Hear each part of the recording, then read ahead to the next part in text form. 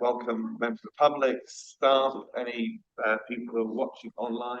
I'd specifically like to acknowledge and welcome Councillor Brent, who is joining online. Really good to see you and looking forward to hearing from you. So many thanks. Dream, and we'll take from that now. We won't be doing minutes of the last ordinary council meeting. We'll wait for the next one. But if we will do leave of absence, if there are any leave of absence requests that people want to record right now.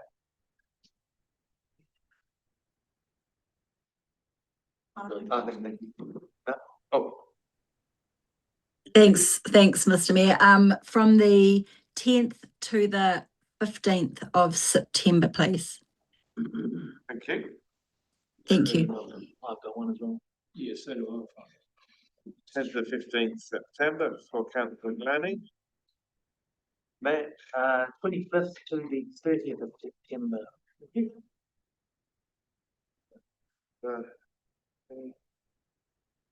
And anyone else? We do have another meeting coming up this month, so yeah, wait. Okay, cool. So I'd just like to put the motion that the request for leave of absence be granted. Seconded, Councillor White.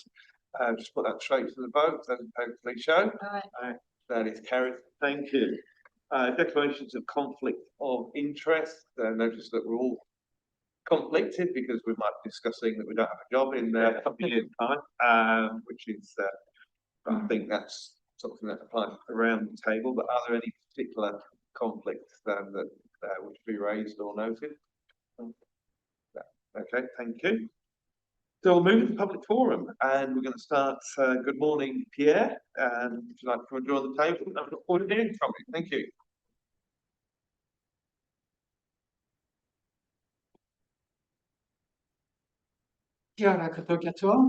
Some people still talk about the climate collapse as a future problem, even though right now climate disasters are accelerating everywhere across the globe. An example amongst many here in New Zealand in the past 15 years, severe storm occurrence more than doubled. But there is a phenomenon called shifting baselines that tends to make us blind to change as we simply get used to today's reality. So when it comes to the climate and ecological collapse, looking back at what we have already lost might be one of the most important things we can do. Today, we're going to look at what is left of our environment. And don't forget, we are part of the environment. Globally first, wildlife has dropped 70% in the last 50 years. For visual reference, if that's how many animals were alive around the time we were born, that's what's left today. It is even more dramatic in some parts of the world, like Latin America, that has seen a 95% decline in wildlife population. This is what it looks like. We pretty much killed everything over there. Insects, the base of all terrestrial ecosystems, are also disappearing fast. 75% less flying insects in German national parks in less than 30 years. 98% drop in insect biomass in Puerto Rico since the 70s, and globally about 40% of insect species are threatened with extinction. While we have decimated wildlife numbers, we managed to create twice the weight of all animals in plastic pollution, and the total weight of all human stuff is now higher than the total weight of all biomass on Earth. It doesn't take a PhD to understand that this is not going to end well. Now, for New Zealand specifically, we're not faring any better. The 2025 Our Environment report from the Ministry for the Environment states, amongst others, that 78% of our native birds are threatened, 94% of our reptiles, 80% of our bats, 93% of our frogs, 48% of our plants. And I could keep going on.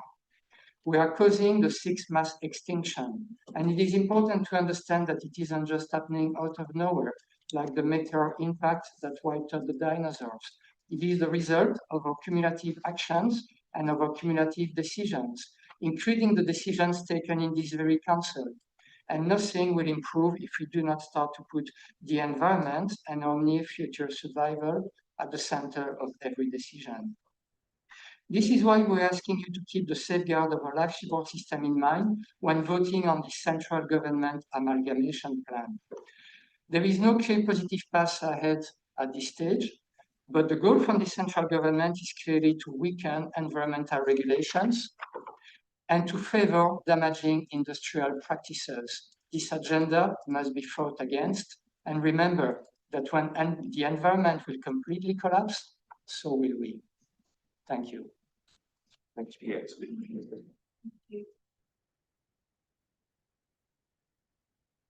I've got two other speakers registered for public forum. Got Megan Hands. Is Megan joining online? Megan is online, but I have just received an email from her and she tells me that it will be Anna Gillespie who will speak. Okay. Anna, looking forward to hearing from you if you'd like to speak.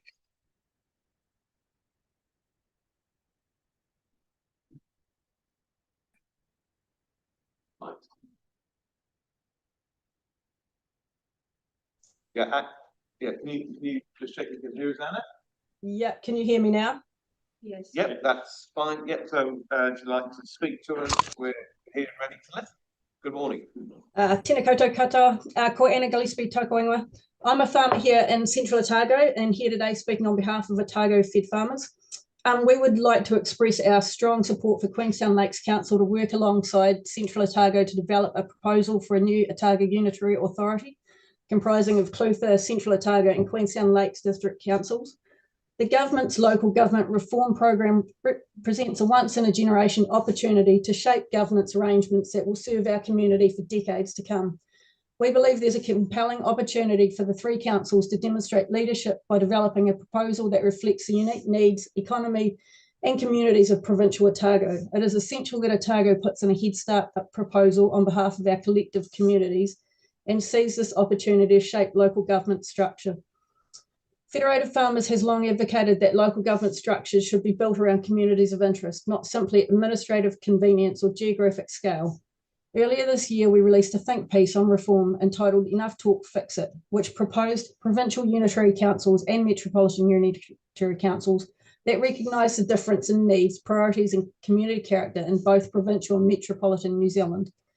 While Queenstown is an anomaly, not being strictly rural in character, in our view, Queenstown Lakes, Central Otago and Clutha share strong common interests through their economies, landscapes, primary industry, tourism infrastructure and communities. In addition, the opportunity that arises from striking the regional deal emphasises the success. Importantly, we believe structural reform must strengthen rather than weaken local democracy.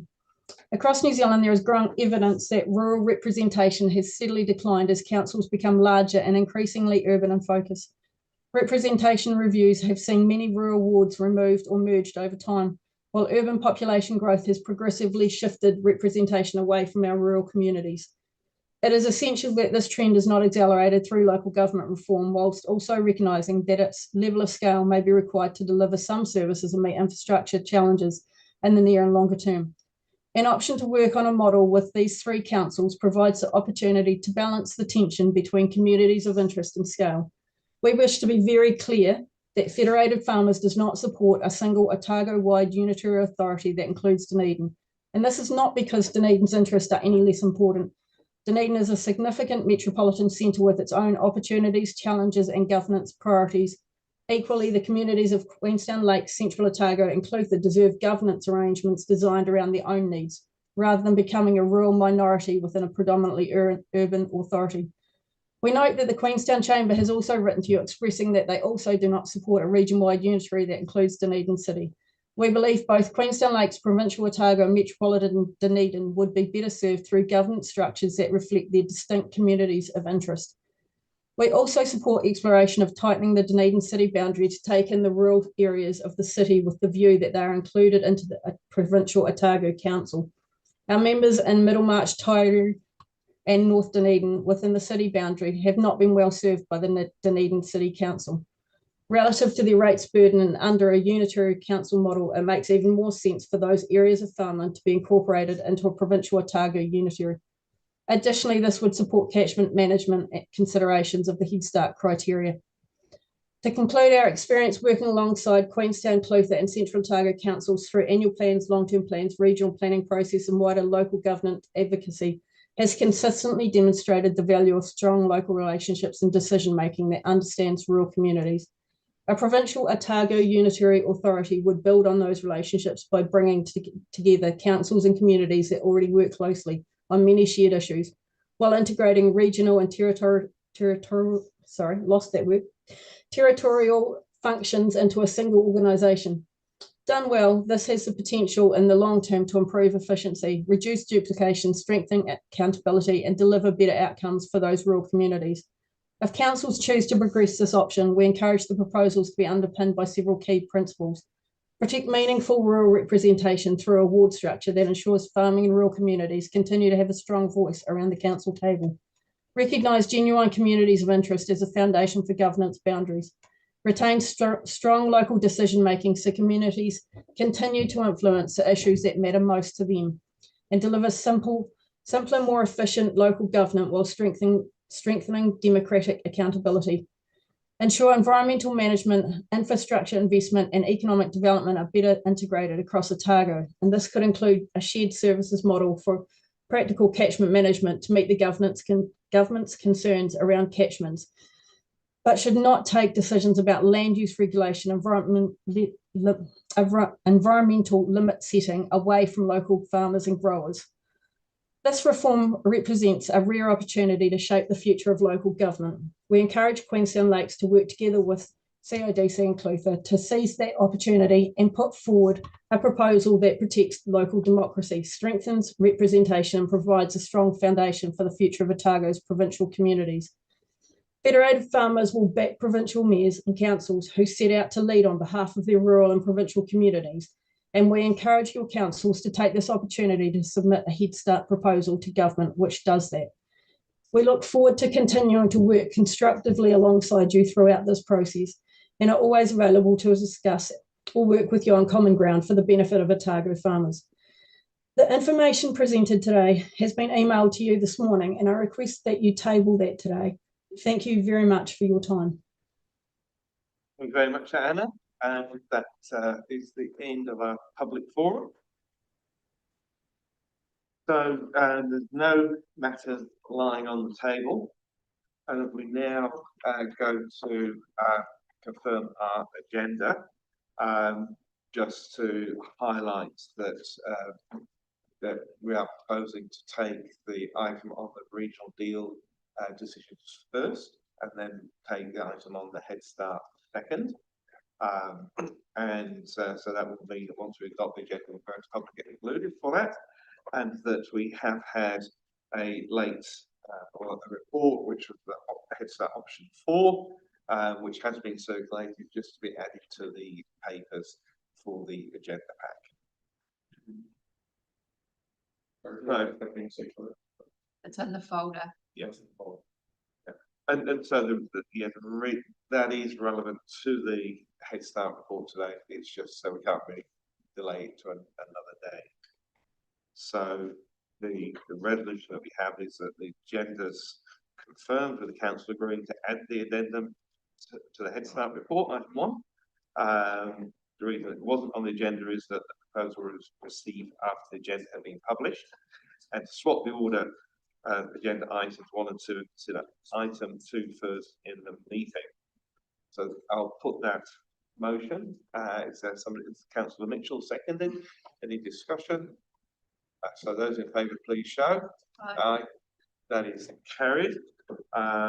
So I'm now going to move to item 2 on the agenda, which requires us to exclude the public, and that we will move into public excluded to cover the item 2, approving the regional deal. So I'll move that we move into public excluded. Councillor White seconded. Any discussion? Please show.